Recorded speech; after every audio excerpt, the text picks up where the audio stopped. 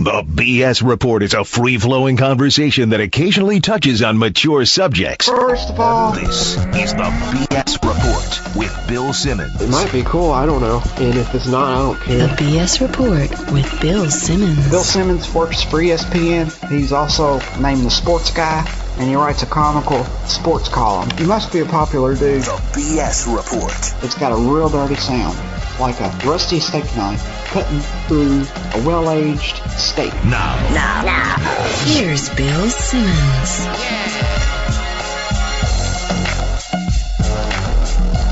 Welcome to the BS Report.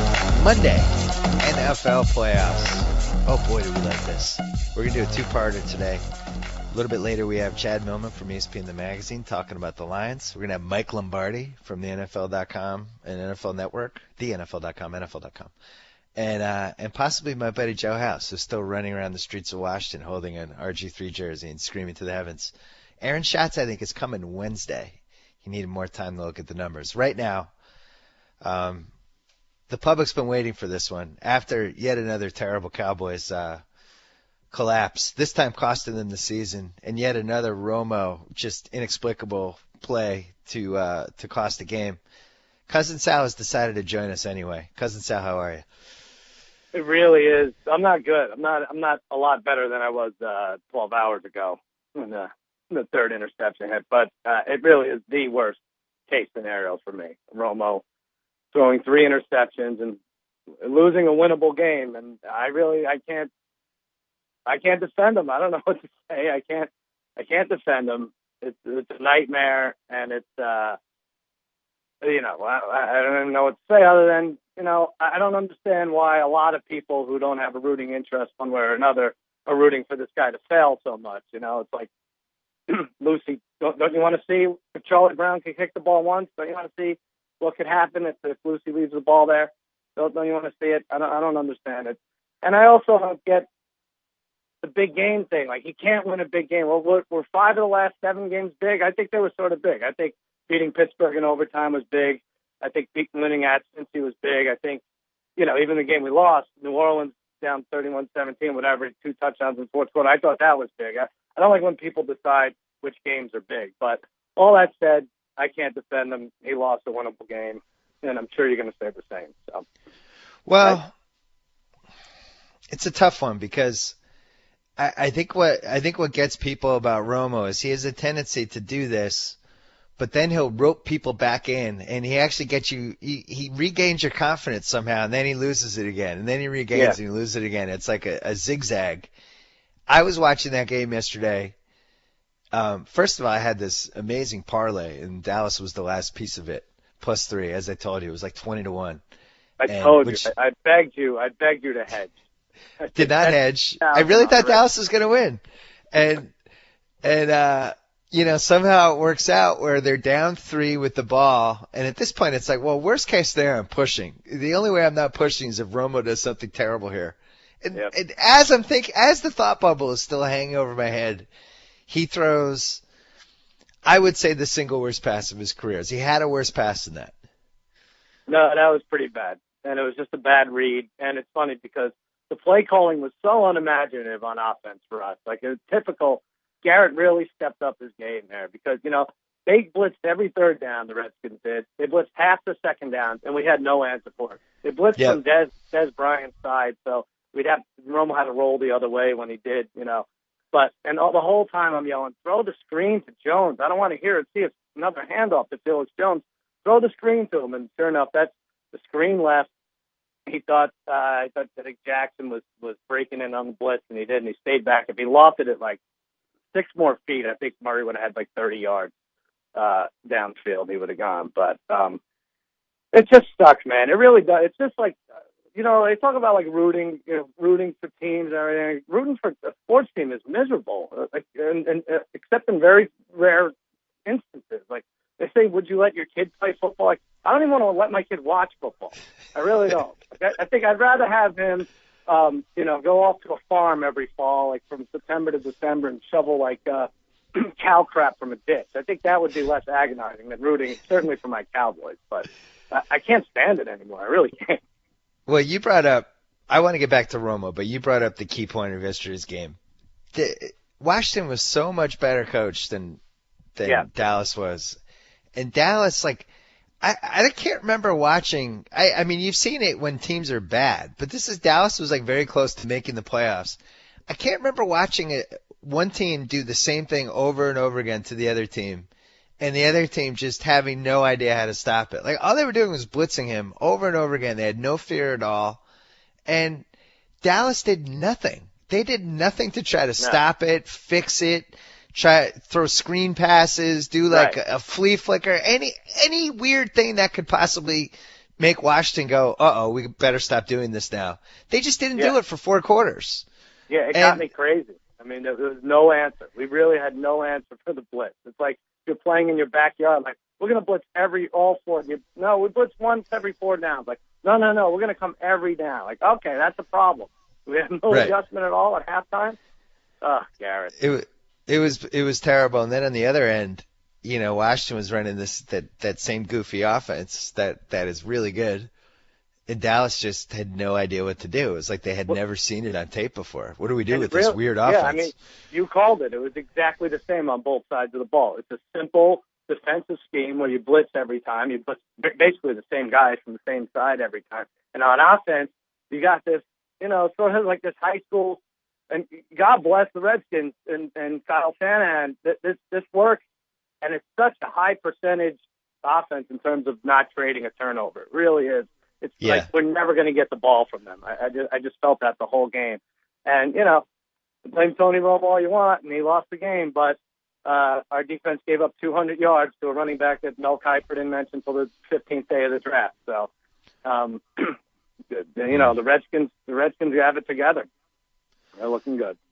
Wow, you really sound down. This is the most down I've heard you in ever since we did this podcast. It's torturous. So, I don't see how Romo comes back. How he comes back to play for the Cowboys, or how he I think it's time. I think you need to move on. I don't think it's anything. I don't think he's a bad quarterback. I actually think he needs a change of scenery. I think the Cowboys need to change the scenery. Everybody needs a change of scenery. I've been joking about the Phil Rivers for Tony Romo trade for months and months. Yeah. Really seems like it kind of makes sense. I don't want that guy. I would even trade coaches before I'd go. All right. But honestly, you don't think Tony Romo would have done better for the Niners in the championship game last year? You don't think he would have thrown the one receiver complete? He wouldn't have figured that out. I think he would do well with other teams. I just think he's cursed with the Cowboys, and they are going to keep him.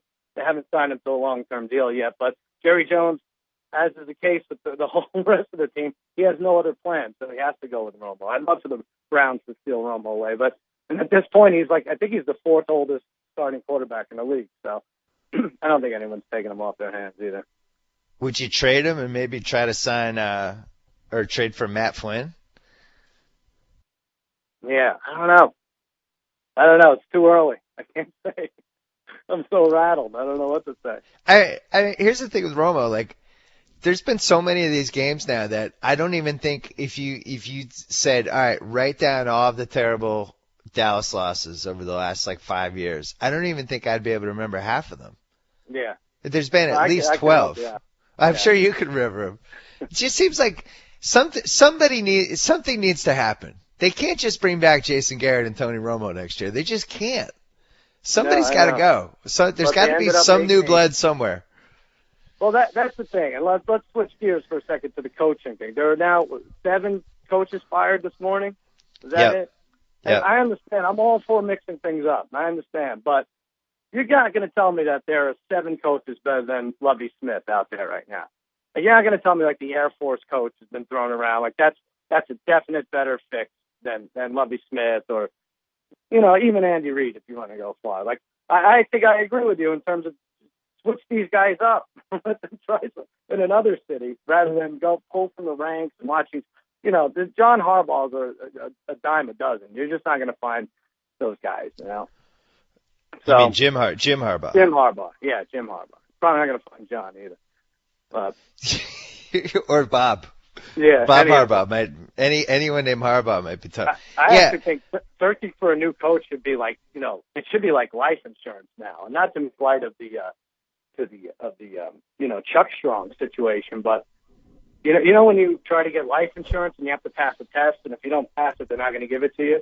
I would go after like John Goodman as a head coach. He's got a bad sticker, and the players are going to rally when he drops some heart failure. So that's the guy you got to get. He knows nothing about football, but probably do the job. Interesting. Maybe Tommy Lasorda, maybe. Yeah, exactly. That's the way to do it. You know who I would hire? Josh Gabor.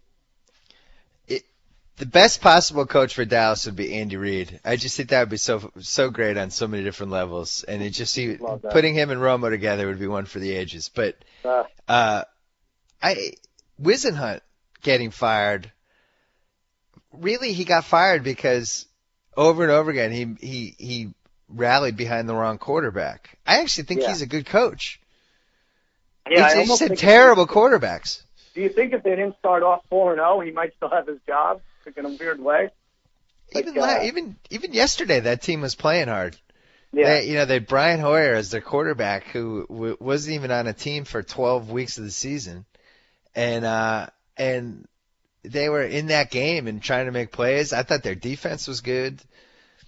Yeah, I think you can't tell me like he's better than Jason Garrett. Like I know, I don't know a lot, but I know that much. I think he's a better coach. You're not going to get an argument for me in that. And the blank is better than Jason Garrett statement. That's for sure. But Lovey's better, Andy Reid's better, and honestly, North Turner's probably better. I mean, North Turner's like a rich man's Jason Garrett.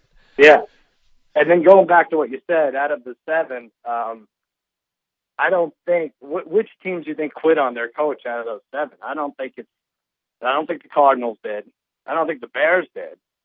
You can make a case that the Eagles did. They just had enough. Eagles quit. Probably the Bills. Chargers quit, then they didn't quit, then they quit again, then they didn't quit. Bills won their last game. Quit. Yeah. Bills weren't talented. Mm-hmm.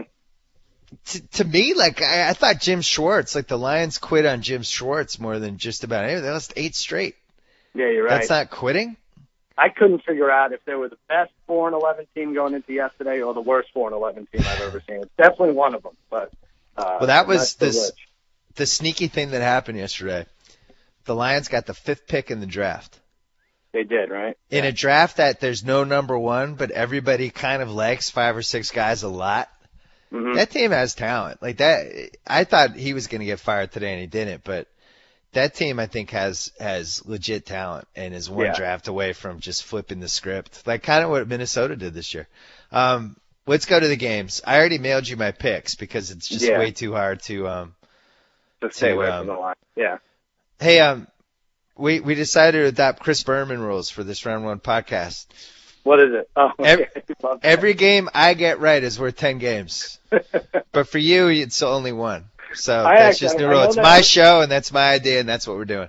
Chris Berman it was 12 games under 500 and made the Colts pick his worth 13 points or something. Yeah, so he finished over 500. I was sitting home watching sports, and I'm like, what's happening? You just made a pick worth 13 games? What?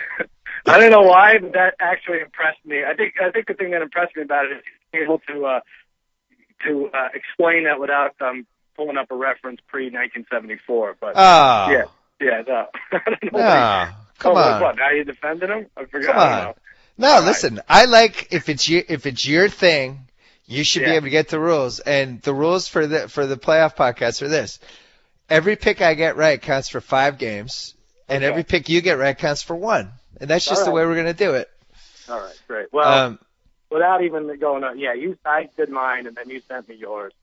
And you're 9-6-1. I am going into this week. So let's see how you did. Cincy at Houston.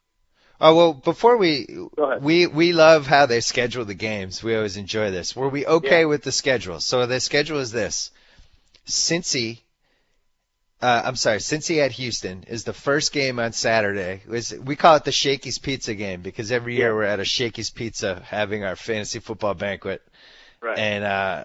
And it's always depressing. It's either Saturday.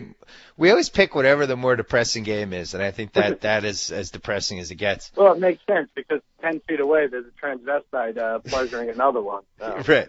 Manually. So, yeah. So Saturday night, now would you have gone Seahawks Redskins or would you have gone Peterson versus Rodgers on Saturday night? I feel like they made the right choice. I thought, you think they made the right choice or what? Yeah. Oh, see, I thought they'd go definitely RG3 and Wilson. I thought they'd do the rookie thing and RG3, hysteria and everything. I thought for sure it was Saturday night, but I was told it wasn't because, and this is a little weak, but I was told it wasn't because it went Sunday night to Saturday. They weren't going to do that. Oh, for the Seahawks or the Redskins. Vikings ended 3 hours before.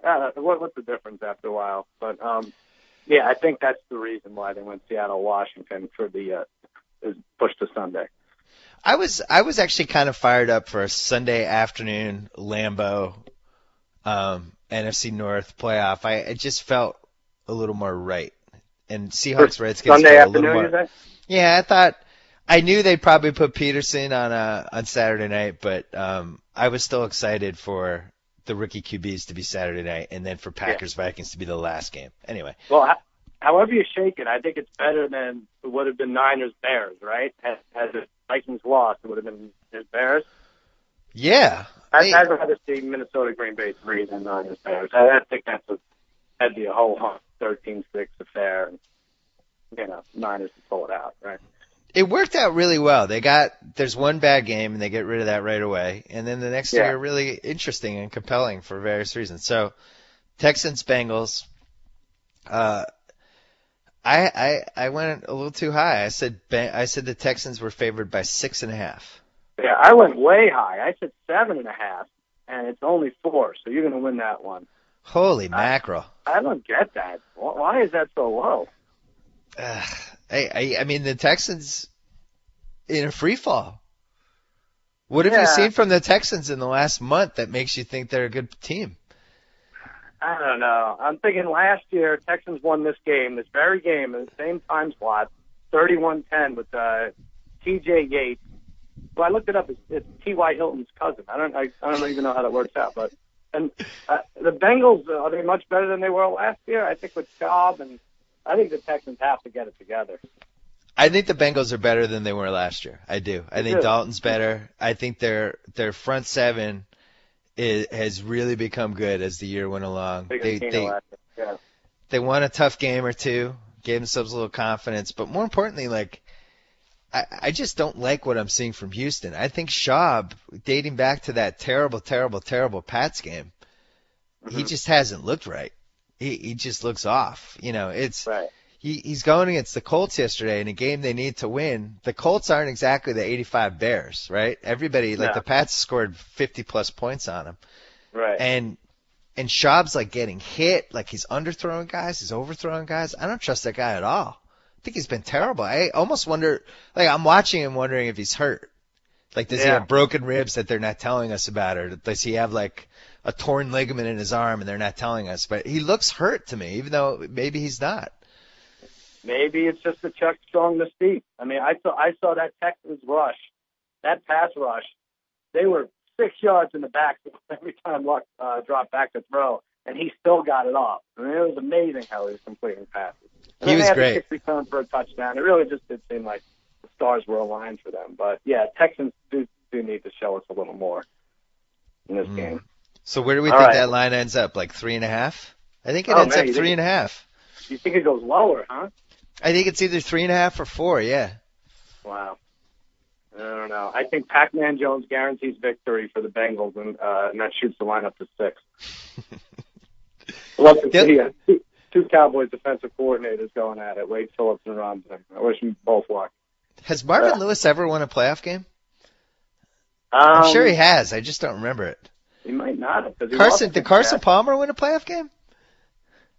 I remember the Kimo von Oelhoffen thing, but they must have won at least one that year. I'll have to look that up. I don't know. All right, and then the night game, Minnesota at Green Bay. Yeah, I went high on this. I might have gone too high. I went 7.5. Packers. I went 8, and I thought I was again going too low. And you're right, it's 7.5. It was exactly 7.5. So you're up 2-0 on me. So I mean, it's really hard to look at that game and not think about teasing Green Bay. It just is. Do you agree? Yes, definitely. So here's the thing with these things. We've been burned after years and years of big favorites winning this round. It does seem like an underdog comes through. Last year, it was everyone had the Steelers over Denver in Denver, and that was the game that screwed up. That was the last wild card game, I think. Not me. I was preaching the altar of Tebow, remember? Right, I had a Denver money line and everything. I was all in on Denver. Yeah. All right. Well, and that's why I'm following Tebow to the CFL next year. Because I feel indebted to him. Yeah, I'm going to follow him to the Toronto Rough Riders or whatever team he's going to play for. Oh, I thought that's the Christ Football League. I didn't know whatever. Yeah, that's where he's going.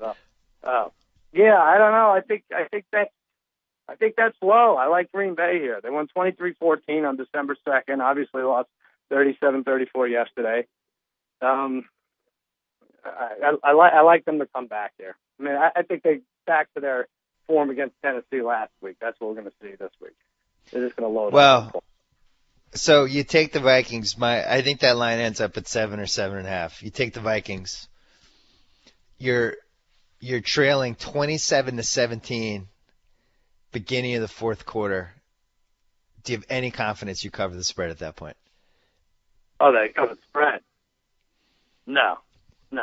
Ponder. It seems very simple. Doesn't it seem simple? You get your team to a point where the Packers certainly can, where the Adrian Peterson carries aren't going to matter, or they're not going to be, they're not going to be necessary. So you go up 14-3, Packers, and I think they're sort of there. What do we make of? Jennings doesn't look healthy to me. He still doesn't look. He doesn't look like Jennings. That was his best game. That was his best game in a while. In all these games, he sort of played, but not really. It's his best game in a while, but I don't feel like he's Jennings. And he dropped that touchdown pass. I don't feel like he's not the guy who is one of the top 5 fantasy picks in your league anymore. No, for sure. Yeah. Jordy Nelson comes back, breaks one big play, gets hurt. Now he's hurt for next week. Uh-huh. I don't trust Finley at all. I'm just trying to think what would make me. No, James Jones I think he leads the league in touchdowns, doesn't he? James Jones they have, but I just worry that I'm trying to think of a reason not to take the Packers. Like, is the offense more explosive on paper than it is when you're actually watching it? I think if Jennings can keep going to where he goes, and then Jordy Nelson comes back, and then they have Cobb, then all of a sudden that's a team that could score 45 points in this game. But I don't know if I'm getting those guys. Does that make sense? Yeah, it makes sense. And I think what you're saying is in today's National Football League, it's not about the X's and O's. It's about the Jennings and Jordys. It's a great point. Yeah. Yeah, and they had a little bit of a running game, Packers, too, which was weird against the Vikings in a must-win situation. But I think they could put that's Finley or something. He's so lumbering, and you expect him to break out. And I feel like if he steps it up 10%, that team could win the Super Bowl. Yeah. Well, that's the thing, and they are kind of the sleeping giant of this playoffs because they're so explosive, but I feel like they're not healthy yet, 100%. Yeah. And then Nelson, he busts that one play, and you think oh my God, if this guy gets going, it's all over. And then we didn't even see him again after that. I don't know what to expect from the Packers. I don't know what to expect from this game. And every time you want to bury Ponder, he throws a 25-yarder on 3rd and 11. It's like, wow. I thought Ponder was good yesterday. Yeah. Ponder was really solid yesterday. I don't know what to make of that dude anymore. Because he was good yesterday. He was great against the Niners. And yet I've seen him also have some of the worst games any QB had this year. And it really makes me nervous, the thought of taking him in a road playoff game against Aaron Rodgers really gives me pause. But then betting against Peterson is more nerve-wracking than anything. Right, but out of all the corollaries, and you have a slew of them. You have a slew of them. And he's now not a rookie quarterback on the road. But wait a minute. Now this is interesting. So there's how many road?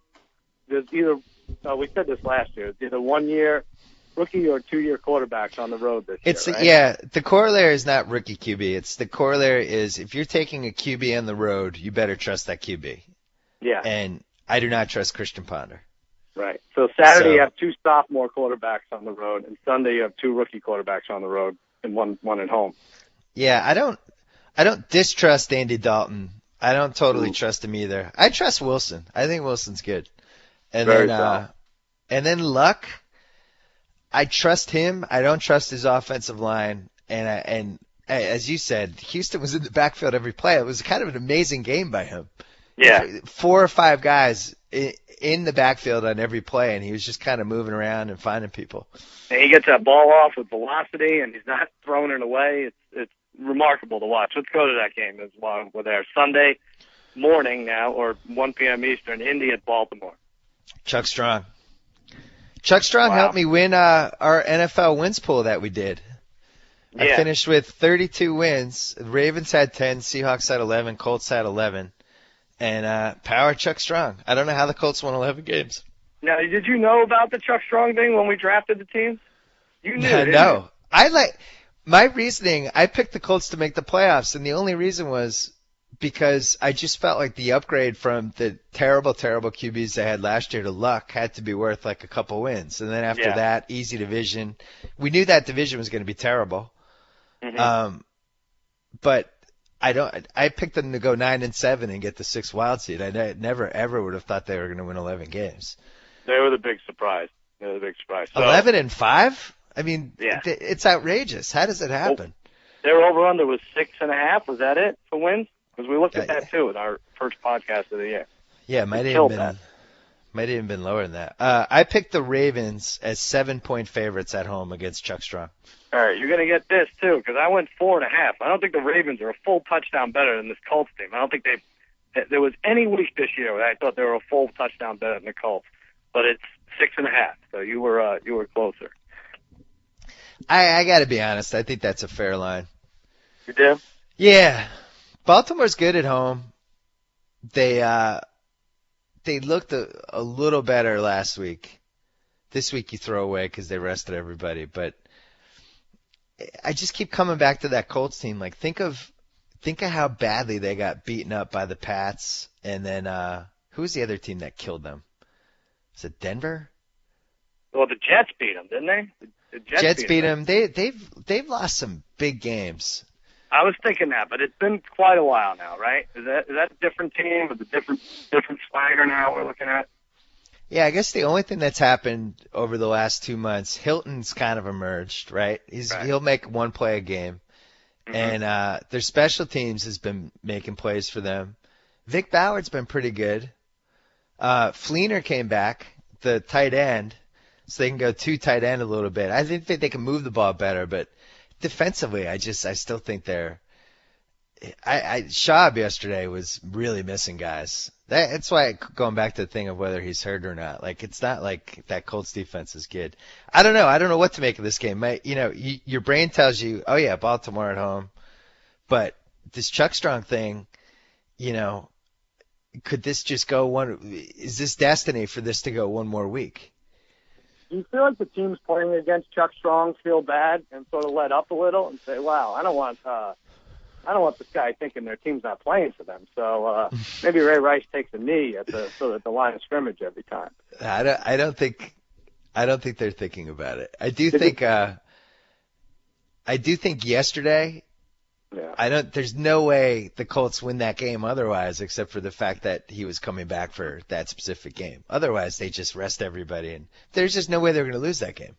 It's bigger. You're saying it's bigger than Tebow Mania was last year, or whatever you want to call it. No, I'm saying it would be comparable to the Tebow thing if they won a game, because it's really the same situation. The only difference is they're on the road and Tebow is home, but you have a team that on paper should beat the other team, but sometimes sports doesn't make sense, I mean, how great would it be though if they did win? Now, if if you're a football fan, the Colts win, they go to Denver automatically, right? Oh, not necessarily. Wait a minute. Colts are a 5 seed. But assuming Houston holds on against Cincy, if the Colts win, they go to Denver. You got Manning against Luck, and then probably the following week, New England and Denver. That's a great slate for the AFC. All year we've been saying the NFC is better, but if you look at the 2 bye teams, Denver and New England, I feel much better than Atlanta and San Fran. I think it's shaped up for the AFC. Well, we could have an epic round 2 because if Cincy beats Houston, which No. I think if Cincy beats Houston, then Baltimore goes back to New England in round 2. Yeah, why do you like that so much? Why is that better than what I just said? New England, Because- Denver at Indy at Denver. No, I'm saying Baltimore, New England, then Denver, New England. Those are 2 great games. Baltimore, New England is a great rivalry now. Every game we have against them has been memorable in some way, and they came within a strip pass of almost winning there. That's the one team I don't want to play out of the bottom 4 in the AFC. Really? Oh yeah, I don't want to play Baltimore. I don't care if they're not playing. Baltimore thinks they can beat us. Like if they have New England in round 2, they're gonna be thinking we can beat that team. You're saying that whole team's playing this weekend. You wouldn't want to play Baltimore. Of the 3, 4, 5, 6 seeds, Baltimore is the only team that scares me. I think they Pats roll over every other team. I thought we were dying to bet against them in the playoffs, Baltimore. What happened? They sat their starters and lost yesterday, and now we are.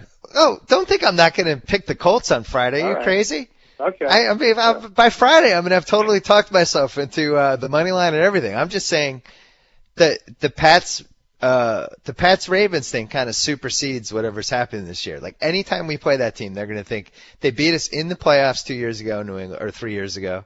They almost beat us last year. They beat us this year by 2. They came back. You know, I think Flacco has a lot of confidence against the Pats. All right. One of the few teams. Then Sunday afternoon, the last game, Seattle at Washington. This is the best of the 4, right? Yeah, I've waffled between Seattle by 2.5, Seattle by 3. I went Seattle by 2.5. All right, you said Seattle by 2.5. I had such a headache after this game. I didn't even want to pick the line. I don't know if I could have picked it anyway. So I just said pick them because I was so impressed with Washington's offense and everything else. And you hit it exactly. 2.5. So you swept the board. It is Washington, Seattle favored by 2.5 on the road. So the only one I was really off on was Texans Bengals. I was off on that one by nailed them up. 2.5. See, when you cheat, you do a lot better. I did notice that. When you cheat, you're all over it. First of all, stop it. Second of all, wait, hold on. I mean, talking about kicking a guy when he's down. You have to go 4-0 against me? Crying out loud? I have a question. Does the Seahawks line go to 3.5? Oh, you think after Sunday night people sort of realize, I don't know. Who have the Redskins beaten? They beat the Dallas Cowboys, for one. They took care of business in your division. Did you feel like you had an above-average division? No.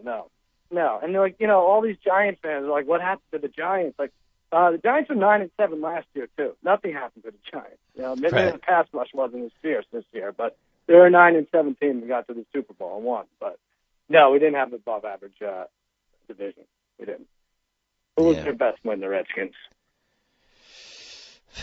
The Redskins. I mean, they almost beat Atlanta that time. I remember they beat up on all the NFC East teams. I would say their best win was probably that Thanksgiving game again in Dallas. Oh God! Just because I think it's really tough as a road team to win that game. Yeah. And they were coming off like a Sunday game. And what about Baltimore? 31-28 in overtime at home. That was a crazy. Oh, that was a good one. Yeah, that was their best win. But I mean, they barely won that one too. Now let me ask you this: I was thinking Seattle to win the Super Bowl is really good. I think they could do this. I think they could beat the Redskins, and then they would go Atlanta. Now they'd go to Atlanta. I think that's a winnable game. And then that's beautiful for them. Probably at Green Bay or at San Fran. I think at San Fran is that's not, I don't want to say a toss-up, but they can win that. And at Green Bay, that might be tougher because Green Bay wants revenge and everything, and by then they'll have a little confidence. But I'm going to throw this out here. Go ahead. Just think about the landscape of the season and the ebbs and flows from week to week.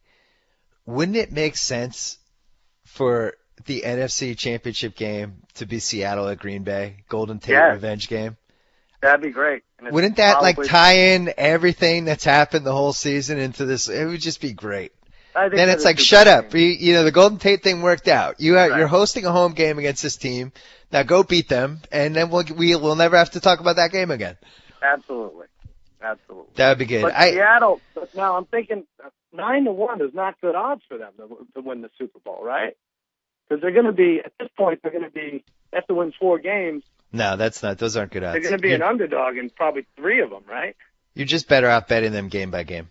All right, so real quick, let's go over what's the best value of Super Bowl odds. I know you'll probably go over this with Millman. Well, no, Falcons. Wait, hold on Falcons on 6-1. Seattle quickly. Yeah. So you bet them this week, they're given a field goal or less. Right. You bet them next week in Atlanta, they'll probably be getting 3. Yeah, you'll get plus 160. Then you bet them in Green Bay, assuming Green Bay wins, and they'll be Plus 4 200. point. Yeah, 4 point. You're just better off doing it that way. Yeah. Okay. All right. Atlanta 6-1. I'm not touching it. Ravens Nope. 25-1. Boy, it seems a little high, but I don't think they'll make it. Well, hold on. Let's talk about that for a second. So they beat Go the Bengals. They have a great history of beating the Pats. Who's it? Or playing close to the Pats, the Ravens. They're not playing the Bengals. I mean the Colts. The Colts. They beat the Colts, shocked the Pats in New England, Right. and then they'd have to go to Denver and beat Manning. I don't see that. Those teams weren't close when they played. Yeah, I don't like that. 25-1 is high. Just, I think any other year for the Ravens. I just don't believe in them this year. Bengals 50-1. I think they're out this week. So. So they'd have to win in Denver in round 2. Yeah, They'd have to beat Denver and New England back to back, basically. that's tough. Houston, Denver, and New England. They have to be So the only way that could happen is if they beat Denver and Baltimore beat New England, and then they got to go to Baltimore in the AFC title game. I don't see it. That'd be better for them. But Denver 2-1, a little low, I think, to win the Super Bowl. But they have won 11 in a row. So Denver they'll be like 8.5 point favorites over whoever in round 2, and then 3 point favorites against the Pats in the title game unless the Pats get beaten. Right. And then on top of that, they'd have to win the Super Bowl. Those are terrible odds. Those aren't good odds at all. Yeah. Packers 9-1. I think any other year you're looking at the Packers 9-1 to win the Super Bowl. At this point, they're pretty healthy, maybe a little banged up, but it might be worth a shot. So they'd have to beat Minnesota. They go to San Francisco in round 2. Mm-hmm. And then potentially host Seattle. They'd have to win 4. 9-1 seems low. I feel like that should be 12-1.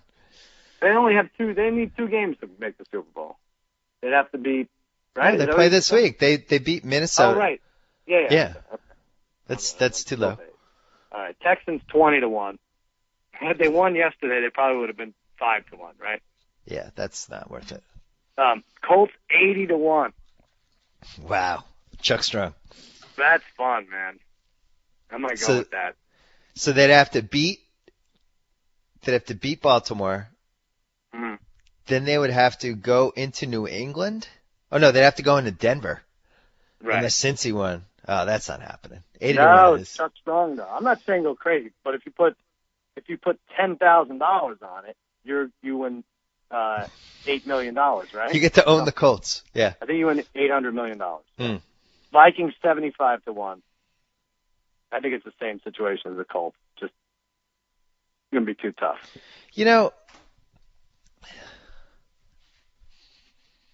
So if they win this game, then they beat Atlanta. They play Atlanta in round 2. Mm-hmm. Then winner of Green Bay, San Fran. If you add up the money lines of the 4 wins they'd have to have, it would be less than 80-1. It would be less, 75. Yeah, it probably would be.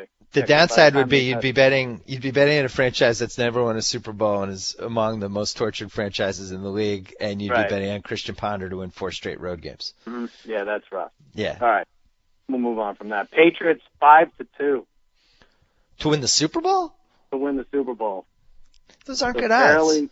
Barely behind Denver, which makes you think that would be a pick'em game in Denver. We haven't heard odds that make sense yet. No. I know. San Fran 4-1. Way too low. Way too low. So, Green Bay in round 2, they're probably like 3.5 point favorites. In round 3, you mean? Yeah. Round 2. Round 2. Oh, yeah. Why do I keep thinking Green Bay has a bye? All right. Yeah. Round 3, assuming they beat Green Bay, I think no matter who they'd play, they'd probably be favored. I think they'd actually be favored in Atlanta. If they went to Atlanta. And then, yeah, those aren't good odds. Keep going. I don't like that. And we said Seattle 9-1, and then Redskins 20-1. I don't like that either. So Redskins, they'd have Atlanta in round 2. They'd be getting less than 7 in that game. Right. And No, then that Green doesn't Bay. make sense either. Those are all terrible odds. That's Screw it. you, Yep. Vegas. Let's Make it move more on to fun for us soccer. to do odds. What a waste of 15 minutes that was. No, I think that's interesting, though. None of those games make sense. The only one that's semi-enticing is Seattle at 9-1, but you're really just better off betting them game by game. I think the Colts at 80-1. I know maybe it doesn't. If you look at their road, it's going to be really tough. But that's the best quarterback to have those kind of odds. I think so that could be doable. Like I said, just $10,000 on it and win $800 million. Give me odds on Tony Romo being a Cowboy next year. Oh, stop it. No, I'm serious. Give me odds. No, I told you they don't have no other plan. So he's back. He's back. Give me odds on you jumping to the Browns next year. Believe me, I've been texting with our buddy who's the team president, and said, please steal Tony Romo from this team. Please do it. And he already made some big moves. He was only allowed to talk to the team last night, and already 2 firings, right? Oh, is that Remember true? Oh, yeah, they Yeah, fired yeah. the GM and Pat Shurmur. Pat Shurmur, yeah. I'm going to miss Pat Shurmur. Could be things happening. Let me just say this before I go, because I have nothing to plug. Yeah, Joe House, you may have won this round, but when we have our competitive eating competition, Super Bowl Saturday, that's me. I get you back. I'm calling them out right now. In New Orleans. Do it. It's special episode of House Eats. We're hoping this happens. We're not positive it's going to happen, but there's a really good chance there could be a New Why Orleans. won't it happen? I don't care if you tape it or anything. It's going to happen. We're doing it. Okay. All right, You don't I have guess to it's put it on happening. Your website, but we're doing it. I've already put down 35 beignets an hour. We might actually have to have a gambling line for this. Might Really? have to talk to might have to talk to a sports book and really go the whole. It's the number 1 matchup of 2013. There's no Really? boxing. Yeah, unless Pacquiao and Marquez fight again, there's Okay. no matchup that I can think of that I'd rather see. I'm excited. I'm doing it for Tony Romo, and I'm doing it for Spencer and Ware, who do not understand gap assignments whatsoever. I'm doing it for my beloved Cowboys. Well, I look forward to seeing you in Silver Linings Playbook 2 when somebody else plays you as a Cowboys fan. It'll be good. Cousin Sal, enjoy 2013. Thanks for everything in 2012. We will talk to you before round 2. All right, Bill. Thank you. See you, buddy. All right, for the first time in a while, our Vegas expert. He's been running ESPN the magazine. He's busy. I never want to bother him, but it's the playoff time, so we're bothering him. We're pulling him out of his magazine duties. Chad Millman, what's happening? I'm good, brother. Listen, you can bother me anytime you want. I'm always available for the. Nah, for the you're BS running a report. whole magazine. I mean, things like 150 pages every 2 weeks. It's exhausting. Yeah. It is. But it's not like running a website and being on television and doing columns and, having podcasts. Well, the other problem for you is that you have no idea how to play blackjack, and I finally exposed you at the end of August. I know that emotionally that's been tough for you. It has been very tough for me, and I cannot tell you how many people over the past 6 months have said to me, "You split sixes?" And all I want to say was, I wasn't playing for the table. I was playing for me, and I was feeling it, okay? Yeah. And I think the tweet that you sent about me splitting the sixes was because you were bitter that I took the cards and then I actually won the hand. That's what people are missing, is that I was a selfish player, not that I was a bad player. Either way, it doesn't look good for me. I think you were a selfish player and a bad player. And then in the Hilton Super Contest, which we both did for the 3rd year, Oh, Jesus. both of us kind of stunk this year. I think I finished, I don't know what my final record was. I was something like 44-36, some 43-37, something like that. You were under 500. I was under 500. It was an embarrassment. And I feel like I know exactly when the wheels came off. And it's good for this podcast. It was the Packers-Seahawks game, that bad beat that everybody was complaining about, which Golden actually Tate. for me, it saved me because I needed to go, like, I had been going like 2-3 and 2-3, and I needed a 3-2 week just to sort of get myself in the right frame of mind. And I knew when that was what I needed to get myself in the right frame of mind, that like my karma had been blown for the rest of the year. And I went into a tailspin after that, and it was sort of, there was nothing I could do. Like, I was forgetting to send in my picks. I was just putting in every underdog I could, knowing I was out of it, just trying to make up some ground.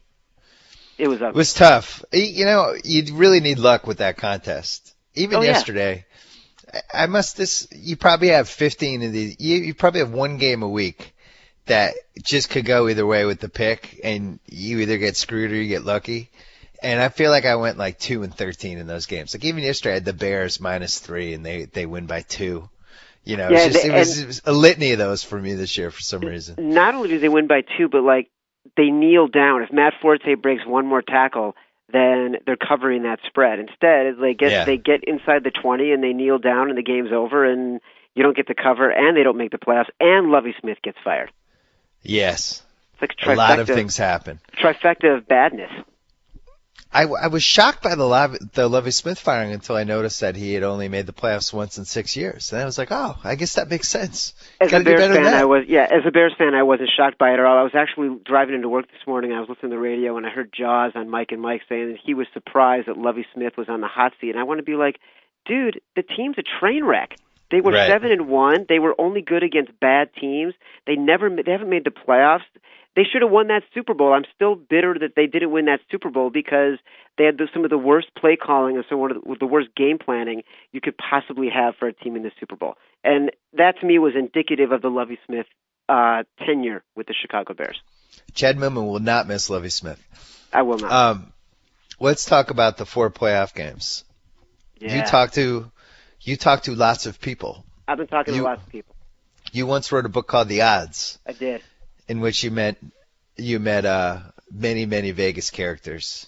Some of whom don't use their real names. Some of whom have cool nicknames like Teddy Covers. Right. Well, you know the thing is, like these guys, what they become is they don't use the real names, but it's not like they're trying to hide who they are. And so what happens is you move to Vegas, you take on a new name, and it's like your share, okay? And so all of a sudden, everybody knows Teddy Covers as Teddy Covers. Everyone knows Alan Boston as Alan Boston. So if I go to Vegas and I say, hey, I'm here to see, Alan, whatever his real name is, no one's going to know who I'm talking about. I got to say Alan Boston because that's the only way anyone's going to actually understand who the guy actually is. So he's not hiding. These guys aren't hiding. It's what they become known as. It's their stage names. Let's go AFC first. Every year there's a crap game or a semi-crap game, and Sal and I were on the podcast 2 weeks ago trying to figure out what the crap game would be, and we couldn't figure it out. And then magically Houston fell into the 3 seed. I know. Because every year there's this Saturday afternoon crap game that's a playoff game, but you're not totally excited about it. And that's how I feel about Cincinnati. Houston in a mini free fall. The Bengals pretty well. You could argue that they're the good bad team. They're okay. What are you hearing about this one? Well, this game is so interesting. You're right because of the free fall, but when you get to the postseason, one of the most important aspects of handicapping, and I had Paul Bessier from Prediction Machine on my podcast a couple weeks ago, and we were talking about this because the past couple of years he's killed it in the playoffs. Yep. What he's focused on primarily, or at least a large part of his handicapping, has been based on pass rush. And so what's interesting about this game is you're going to see all the money is going to be coming in on Cincinnati. Whether it's certainly from a public perspective. I was talking to a bookmaker this morning, and he was saying to me, this is one of those games where we are going to need the favorite because all the public money is going to come in on the Bengals with the way they played at the end of the season and the way the Texans tanked at the end of the season. But what's interesting about this from a line of scrimmage perspective is the pass rush for both teams is so good. And one of the guys who I've loved this entire year is Geno Atkins from the Bengals. He has been one of those guys who has consistently gotten better. And all of a sudden, he's one of those guys who, I created these rankings this year where I was ranking the players based on their point spread value against their replacement. It takes a lot for a guy who's playing on the defensive line to be getting into the rankings, and he was worth probably a point to 2 points per game in terms of value above his replacement because he was such a dominant player as a pass rusher. Yeah. And he's a guy no one's even talking about. And I feel like that's what you're getting from this game. So it's an interesting handicap. I think that, obviously I think more money is going to come in on the Bengals. I think some of the money, the sharp money, has already come in on the Bengals. I think I was on the phone with a bookmaker this morning when he was actually moving that game from 4.5 to 4 because some more money was coming in on the Bengals. So I think that's where the money's going to go, and I think the bookmakers are definitely going to need the Texans when the game happens. Yeah, kind of crazy. You would have said 3 weeks ago, if you told me those two teams were playing in the playoffs, I would have guessed 8. Oh, 7.5. Absolutely. I thought I was 3 weeks ago. Here's the thing: 3 weeks ago, if you got those two teams in the playoffs, it's because Cincinnati had a huge upset in the wild card round, and they were going to play Houston as the number 1 seed in Houston. So think about it from that perspective. Is like, what's the value of this game? How much that's decreased? You're right; it's decreased by at least half just in the past 3 weeks. What'd you hear about the Chuck Strong game yesterday? I thought that was the weirdest line of the year. I couldn't believe the Colts were plus 250 money line to win that game under the premise that they had nothing to play for. They totally had something to play for. Their coach was coming back from cancer. Yeah, that was a strange line, and I think you saw what you're seeing in that game. What you're going to see in Cincinnati is what you saw in that game, is that all the money came in on Indianapolis. And I think it's, the Texans are just one of those teams that nobody has any faith in right now. And they're so schizophrenic. You don't know how to really judge them from a handicapping perspective. So are they the team that was so dominant at the beginning of the year? Or are they the team where Matt Schaub is underthrowing everybody and can't really seem to find his rhythm right now? And so I don't think anyone knows what to do with this team. Let's go to the other game. AFC. I'm drawing a blank. Oh, yeah, Baltimore Indy. Yeah, Baltimore Indy. Colts? Indy at Baltimore. Yeah. This whole Chuck Strong thing, Vegas likes to live in a world where emotion doesn't take part in football, and they break it down. They have all their cool numbers and whatever, and yet the Colts have just kind of defied everything. I mean, heading into last week in Football Outsiders, their DVOA rankings, they were 28th. Yeah. Out of 32 teams. They're 10-6, 28th. And I asked Schatz, who we're going to have on the podcast on Wednesday, I asked him, has there ever been a team that has remotely been that low and made the playoffs? He's like, short answer, no. And I think they're 7-0 in tight games, but like, what is Vegas? Is Vegas just terrified of this team now? Well, that's what's so interesting is you open up this number right now, you look at it, it's 6.5 and 7. I mean, the Ravens are almost a touchdown favorite against the Colts. Clearly the number's inflated, and clearly this is another game where bookmakers, another guy told me this morning, they know they're going to need the Ravens come this weekend. All the money is going to be on the Colts. And this is where I actually disagree with you, because I think it's all emotional, at least from the money perspective.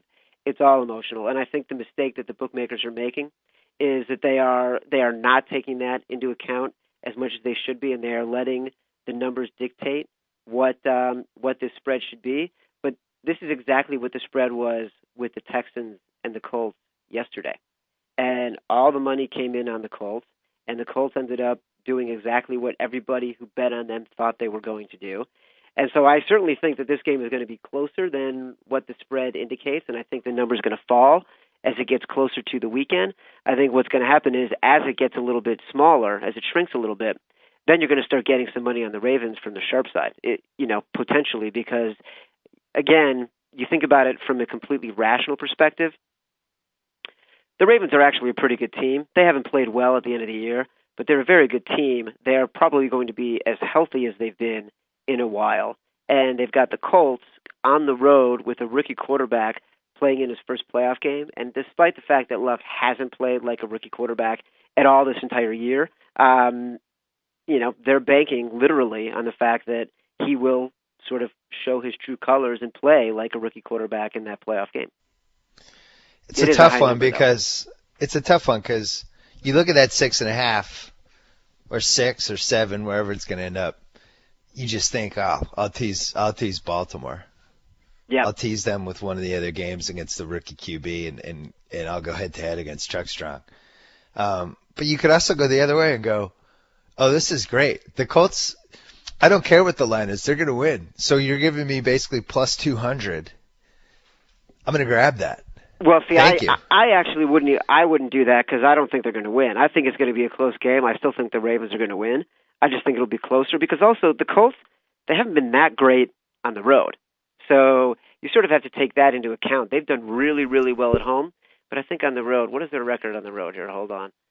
On the road, they were, let's see, straight up on the road, the Colts were 4-4, and then they were 4-4 on the road against the spread. So, they're not nearly as good as they are at home where they're 7-1. And so the other thing about this game that's interesting, if this game were being played in week 1, this is partially why you see the bookmakers not wanting to go any lower than where they went right now. This game was on the road, was being played in week 1. The Ravens would have been close to 2 touchdown favorites. Yep. And so they've made a 6 to 7 point adjustment on their power rating on this game, over the course of the season. That's a lot for these guys to swallow. So to go any more sort of makes people uncomfortable. It's a tough one. It's a tough one. I don't know where I'm going to stand. I guess I won't know until I'm handing in Friday's column.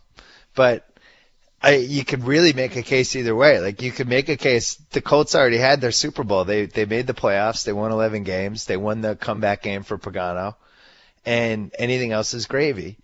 And meanwhile, the Ravens, who I'm not a huge fan of, but good home team. I think we're going to talk ourselves into the Ravens. By the end of this phone call, I think the Ravens, we're going to be seeing them winning this game by 2 touchdowns. Because I'm just thinking about it as we're talking about it. The Ravens are a veteran playoff team that was a stripped ball away from going to the Super Bowl last year. Yep. They're playing at home, getting healthy, knowing that they need to be focused and ramping up, whereas the Colts are a team that is surprised to be there. They've got street free agents making contributions right now. It's not just Luck who's the rookie. Even he can be preternaturally gifted and composed, but he's got the entire team. There's an entire team that is sort of going through this for the first time and needs to go into Baltimore, which is not an easy place to play. I don't know. Outdoors.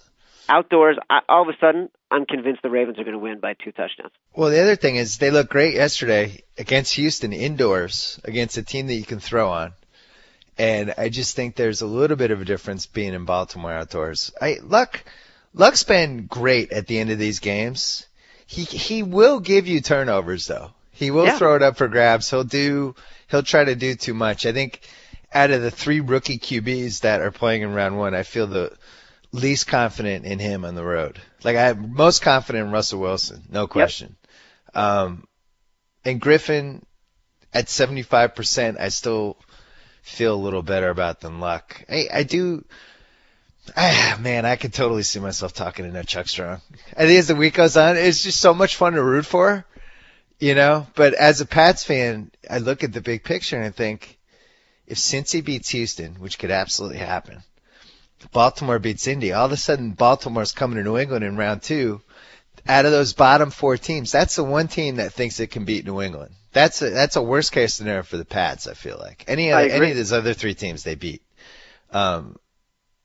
So, yeah, I mean, you could have Baltimore at New England, and then Denver would just luck out with Cincy if Cincy wins that game.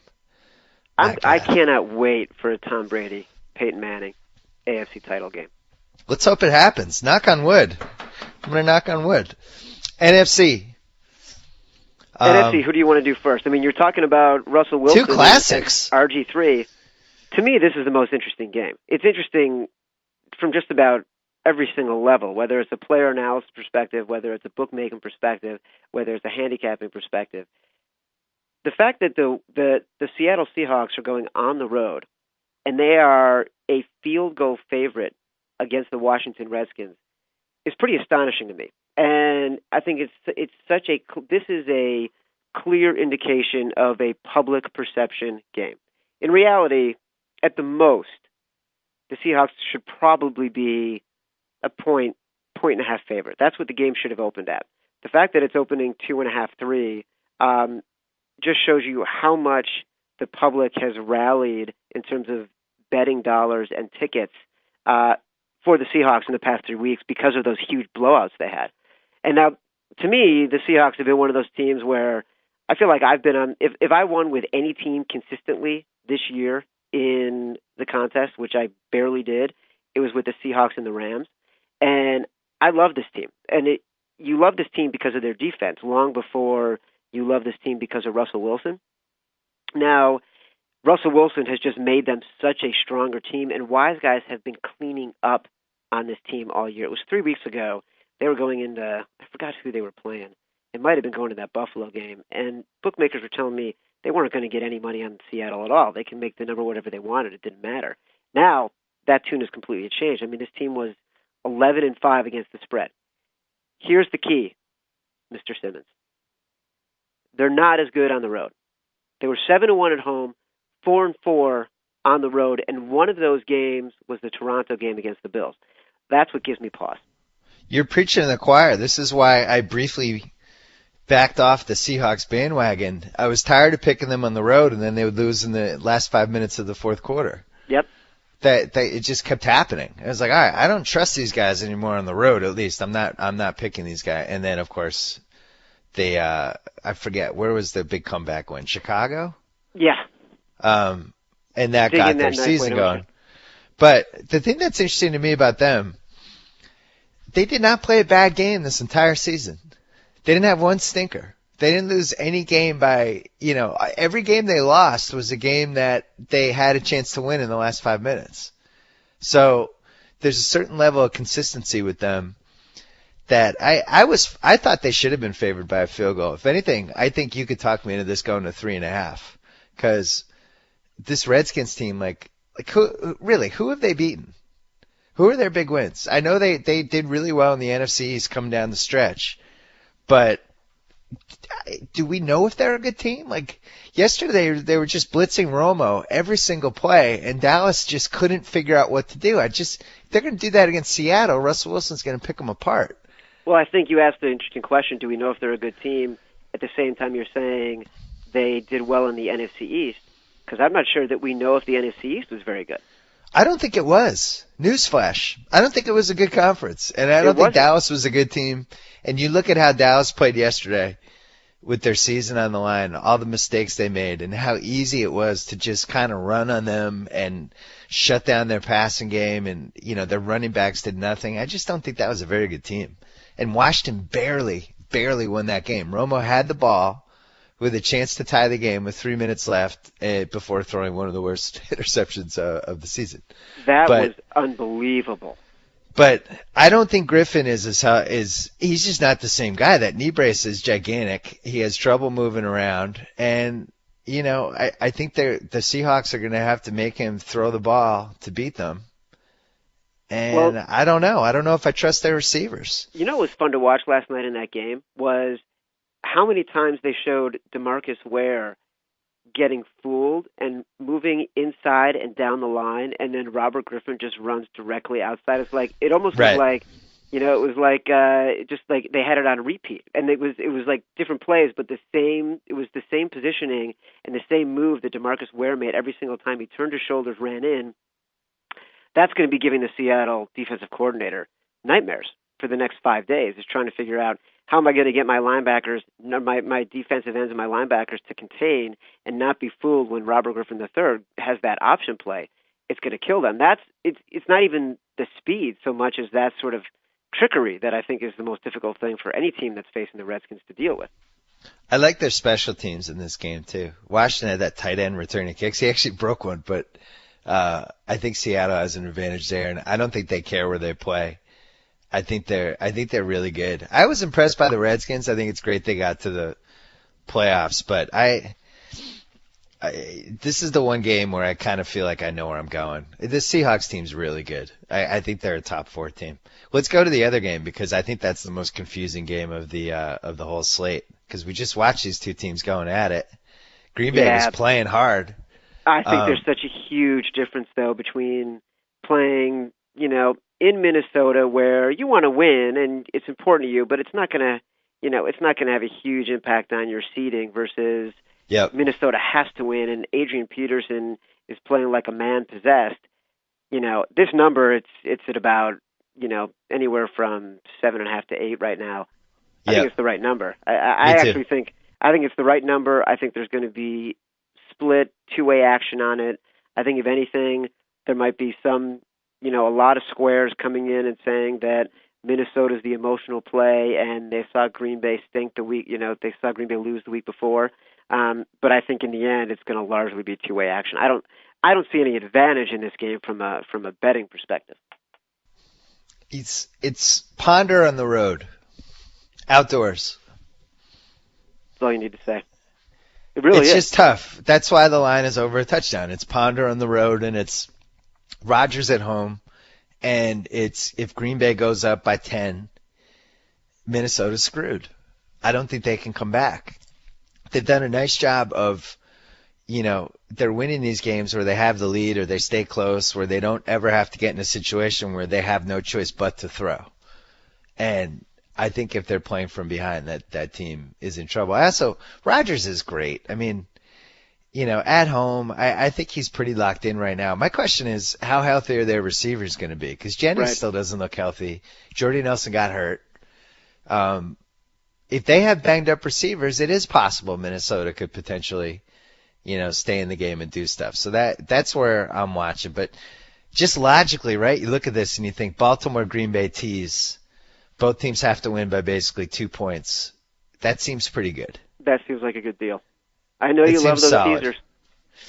I do. I love those teases.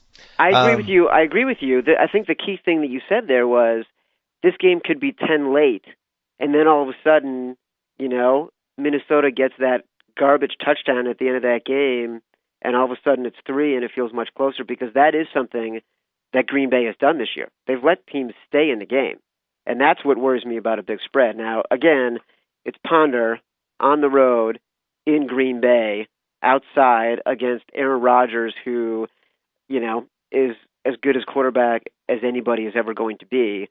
So, that's why I just don't see any advantage here. So, the public bet of the weekend is Seattle. Cincy? Seattle. Seattle.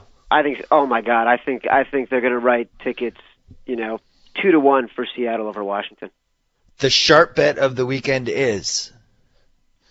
That's a tough one. I think it's probably going to be Cincinnati. Cincinnati. Yeah. The Bengals. Yeah. It's already moved a little bit.